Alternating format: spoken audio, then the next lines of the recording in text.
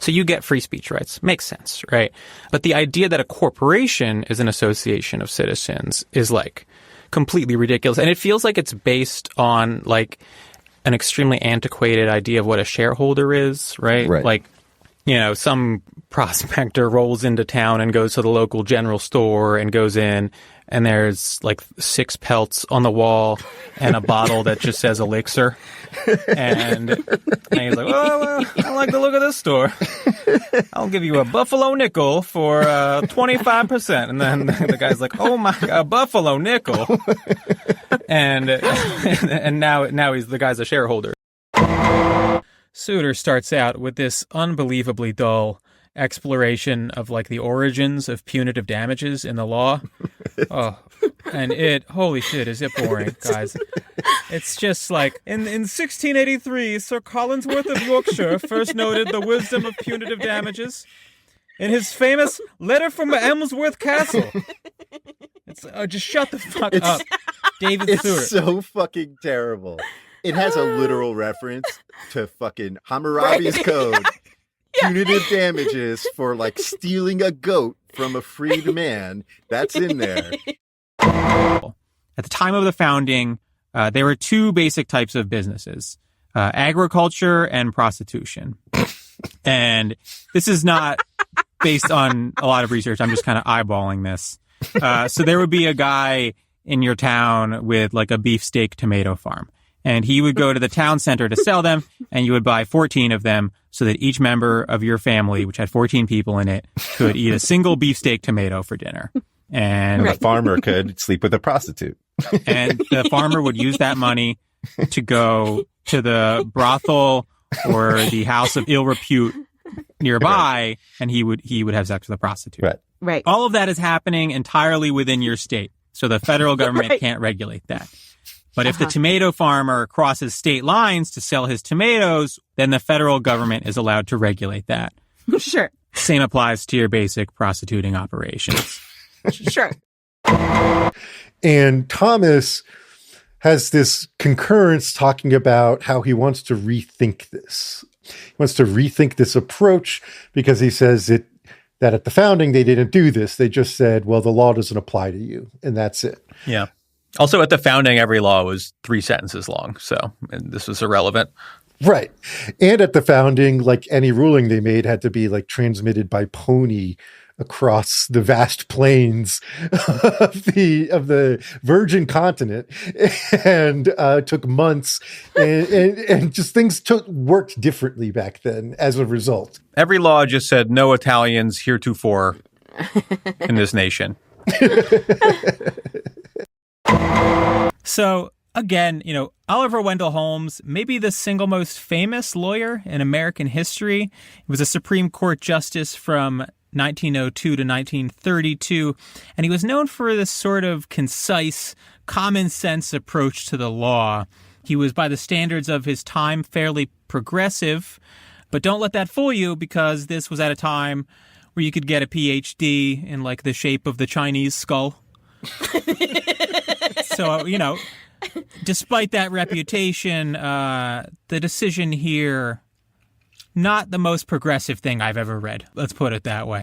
The Federal Arbitration Act is passed in 1925, I believe, because some lawyers' associations thought it would be like useful for old-timey merchants to be able to agree to avoid litigation.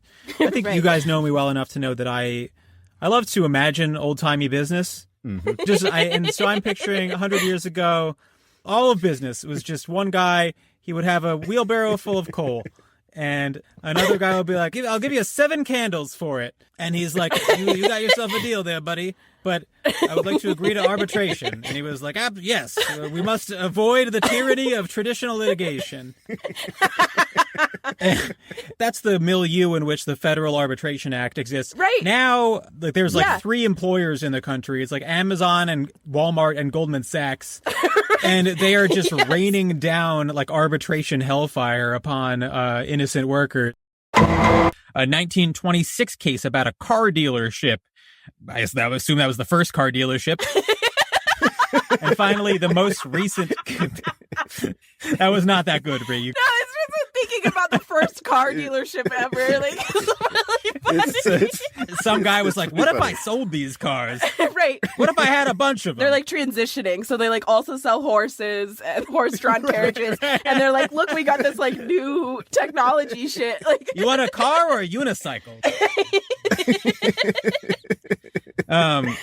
I just want to say it's funny as hell to me, especially because this sort of stuff is done with such confidence by these people, but all of their like medical diagnoses are just vaguely identifying people who they think are stupid and then giving that a label and pretending that it's like a real medical condition. So right. You'd bring your like child to the doctor and be like, doctor, he's not good at math. And the doctor would like run some tests and come back and be like, ma'am, I'm sorry to tell you this, but your child is a moron. Right. And they were like, oh, shit. What's wrong with Timmy? Oh, well, yeah, he's a moron. Yeah. There's no cure. Yeah. All of the medical diagnoses are now just insults, right? Because they're just like completely distant from any like actual issue. Like, at issue in this case is whether someone is an imbecile. Right, exactly. A absolutely meaningless term. And I just fucking love the idea that people were walking around with these as like actual medical diagnoses. Right. Can you imagine like DSM back then that's like has different criteria for imbecile and feeble-minded? Right. Like a dedicated doctor being like, this is a tough one to disambiguate. Right. They might be feeble-minded, but I'm leaning Yeah, we thought imbecile. Johnny was an imbecile. Turns out he's just an idiot. Thank God. Thank God. Now, you did skip over one important piece of the history, which is that this law originates from the 1930s. Why do we have this law? Because I don't want to be offensive here, but Italians were running amok. Isn't it bank robbers? They were robbing banks, right? Bank robber. They're like, hey, With the Tommy guns. 2 Tommy guns firing into the air. It's like, give us all your money, say. I forget what the activity was, but she says something like he chose bowling over his family or some shit like that, or poker, or one of.